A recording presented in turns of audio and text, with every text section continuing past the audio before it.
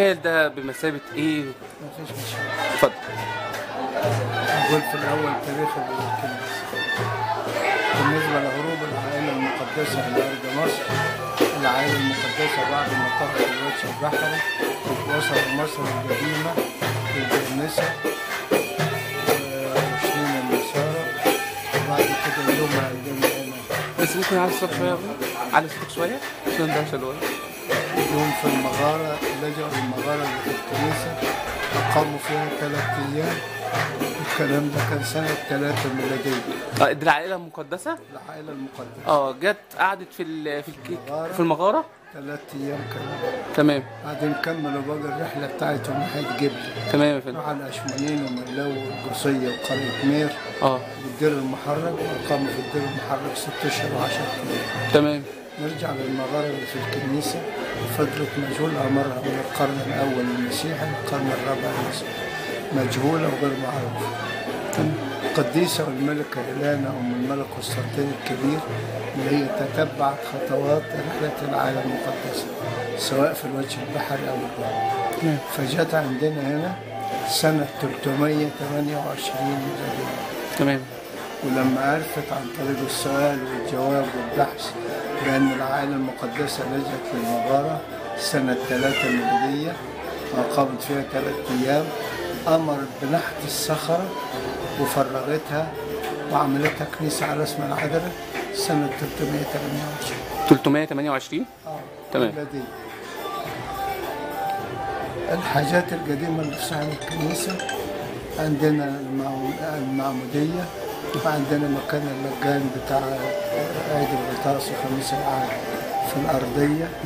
عندنا 3 أيقونات أثرية من سنة 1554 واللي رسمهم اسمه أنستاس القدسي أو أنستاس الرومي. ده منين أصلا يعني؟ أصله منين؟ من روما. اللي هي الصورة الأثرية. دي الصورة الأثرية دي.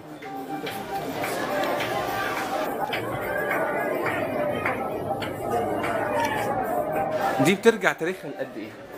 مكتوب عليها 1554. 1554 قبطي. طب أنا وانا بصور يا ابونا شايف ان مش الاحتفال للمسيحيين بس او للاقباط بس، شايف ان في ناس مسلمين برضو موجودين. اخلص الجزئيه دي ولا بلاش كده؟ لا اتفضل اتفضل. اتفضل. في ناس واقفه بره تبعهم. طب يجوا خلوني تبقى لي حضرتك بنسى.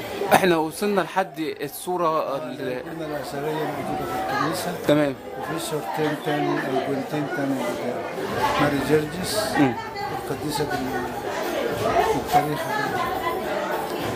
وعندنا حجاب الهيكل الصخري ده موجود فوق الباب الغربي للاثر الكنيسه. لكن اللي بعديه حجاب خشبي من القرن ال16 الميلادي. ده الحاجات القديمة اللي عندنا في صحن الكنيسة.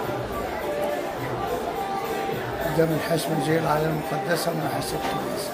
أحب أقول لك التاريخ بيقول يعني الدين أو المؤرخين. طبعا يا فندم. لا طبعا تحت أمرك. ده تاريخ لازم الناس تعرفه برضو. لا مفيش وقت خالص يا فندم، أنا كل وقتي لحضرتك. هنا الدير ده اسمه دير العذراء بجبل الطير او بكنيسة العذراء بجبل الطير. اللي بيتكلم عن جبل الطير المؤرخ المقريزي بيتكلم عن جبل الطير.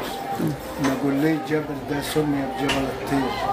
لما يقول كان في طير من المهاجر بتاع زمان اسمه طير البقيروس، وبيوصفه المقريزي بيقول شكله ومنظره وهيئته زي ابو الجردان صديق الفلاح. تمام. نوع الطير ده من الطير المهاجر القديم بتاع زمان، كان بيهاجر من القرن الاخر، فكان بيجي عندنا هنا على سطح الجبل باعداد مهوله كبيره خالص، بحيث كانوا بيعملوا عيد. في حكايه العيد كان يتجمع على سطح الجبل، وكان في شق ولا صدع زي ما بيقولوا مخطوطه معروف لدى الطير ده. تمام. فيتجمع مرة في السنة وكل طيرة تضرب منجرها في الشقة اللي موجود في الجبل. بحيث واحدة منهم يتمسك من جارها ما تقدرش تخلص نفسها. الطرافة رفية ممسوكة بجناحاتها لغاية لما تقع تحت الجبل وتموت. أول الطير بكسر العدد لما يعرف منهم واحد راح الضحية ماتت يبدأ الطير ده يهاجر. ده عشان كده سموه جبل الطير. عشان كده لما كسر التجمع الطير على الجبل بصفة دورية سنوية أطلق على الجبل بجبل الطير. عشان الكنيسة محطوطة في الجبل نفسه بحر جبلي، فنسبت الكنيسة إلى جبل الطير وأصبح اسمها كنيسة العذراء بجبل الطير أو بدير العذراء بجبل الطير. وذكر المقريزي أيضا أن العائلة المقدسة لجأت إلى مغارة هناك، والقديسة والملكة هيلانا عملت كنيسة على اسم العذراء سنة 328. عشان كده المكان هنا دعاء بدير العذراء بجبل الطير أو كنيسة العذراء. التوافد فيه بيبقى سنويا، الاحتفال فيه هنا بيبقى سنويا ولا بيبقى في أي وقت؟ الكلام ده بدري. الكلام ده بدري أنا بقوله الشباب في قرية ده المقريزي. المؤرخ الثاني علي باشا مبارك في الخطة التوفيق. ده بيقول كده يوجد دير قديم على سفح الجبل بالقرب من مدينة سمروت، وهذا الدير يوجد به سلمتين، السلمتين بيؤدوا إلى مغارة. وتوجد بالدير بكارة لبيع الرافع. تأكيد لكلام علي باشا مبارك، ما عندنا سلمتين درج بينزلوا الجزيرة تحت ونهار النيل وبيطلعوا من الجزيرة ونهار النيل لغاية سطحها لغاية فوق. كانت توجد بكارة بس حاليا مش موجودة. كانت بكارة بترفع عبارة عن منشأ فكرة الأسانسير بس البداية بتاع زمان بالعجل يطلع اللي طالع ونازل. عشان كده علي باشا مبارك كتب في الخطة التوفيقية دير البكرة أو دير البكرة. آخر واحد عشان مش هطول عليه اللي هو البابا سوفيوس رقم 23 في عدد الآباء البطاركة بالكرسي السكندري. وده البابا اللي ظهرت له العذراء ونجلت الرحلة بتاعتها من ساعة ما خرج من أورشليم الدير المحرم من الدير المحرم إلى أورشليم. فبيقول إيه البابا؟ بيقول العائلة المقدسة وهي هربانة وجاية عبروا نهر النيل من البر الغربي للبر الشرقي، وهم في البر الشرقي تحت الجبل على طول. بيذكر التاريخ الدير ده كان فيه واحدة ساحرة كان معاها عوان الظلمة وكان معاها كتب سحرية. وأول ما شافت العائلة المقدسة عبر نهر النيل في البر الشرقي حصل لها رعب وخوف في داخلها وفكرت تنتقم من العائلة المقدسة، فصعدت إلى أعلى الجبل وبدأت تزحزح صخرة كبيرة على العائلة المقدسة عشان تقضي عليها. فخافت مريم على حياة الطفل يسوع، فأشار الطفل يسوع بكفه على الصخرة، فطبع كف الطفل يسوع على الصخرة وبالتالي منعت من السقوط عليهم. وفي نفس الوقت سقطت الساحرة وعوان الظلم والسلسلة الحديد في قاع النيل وانتهت من خبرها من مكان إلى نرجع للصخرة اللي هي طبع عليها كف الطفل يسوع. الصخرة دي كانت عندنا فترة زمنية، لكن أيام الرحالة في أيام الإنجليز كانوا في مصر اقتطعوا الجزء اللي فيه كف وأخذوها، وهي نشكر ربنا موجودة في المتحف البريطاني قسم الآثار المصرية أو قسم الأحجار.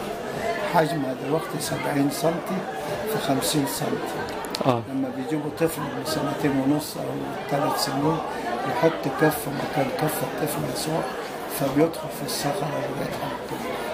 الكلام ده انا سمعته مش انا موجود. يعني هو ايد الطفل نفسه يعني بتبقى اصغر من الكف اللي موجود؟ لا طبعا كف طفل بالظبط. بالظبط. وهي موجوده هناك في المتحف لغايه النهارده بكره. الكلام ده ما كنتش اعرفه لما مهندسين اثار من بريطانيا وانجلترا جم يزوروا الكنيسه وتحققوا من البحث بتاعهم. تمام. فهم اللي قالوا ما كنتش اعرفه رغم ان لي 40 سنه في الكنيسه. فبالنسبة لطبع كف الطفل يسوع على الصخرة دعي الدير هنا دير الكف. الحملة الفرنسية هي اللي قصت الكف يسوع أبونا يسوع وخدته معاها. الرحالة اقتطعوا الجزء اللي تمام. فيه الكف وخدوه، وهو موجود، وهم اللي قالوا له في ناس زي حضراتكم اللي بيسافروا بيقولوا فعلا موجود هنا تمام. في المتحف. عشان كده الدير ده الاسم الثالث اسمه دير الكفة أو جبل الكفة أو اه نسبة طبع كفة كف يسوع. اللي موجودة في المتحف. تمام. أرجع لكم لكلمة الدير ده اسم فقط، لكن ما عندناش حياة رهبانية. مفيش حياة رهبانية فيه. اللي بيسكن هنا حوالي 12,000 حوالين الدير. في الدير. في الدير نفسه. هو كله اسمه دير عشان نخش الرهبان. لكن كلمة دير بتطلق على دار الرهبان. ما انا بتحرك السريان، البراموس، أبو مجار، كل ده فيه رهبان شباب. لكن الدير نفسه ده بتاع جبل الطير لا ما فيهوش رهبان. 3/4 بيشتغلوا في تكسير الأحجار وتحت الأحجار. تمام. والربع الباقي بيشتغل في الزراعة والتجارة الخفيفة اللي بتاع الشباب. تمام. بالنسبة للاحتفال، ده احتفال سنوي، أما ينتهي كل سنة في عيد من أعياد الكنيسة القبطية، كل سنة بعيد صعود السيد المسيح للسماء. وده موقعه بيبقى نهاية شهر 5 وبداية شهر 6. بس اسمه مولد العذراء. مولد العذراء. ده بيبقى فيه فرق بين مفيش فرق بين مسلم او قبطي. أنا بقول لك أنا لي 41 سنة بالسيسي، وأنا مولود هنا ومرسوم في الكنيسة هنا. عندي 72 سنة ولا 73 سنة.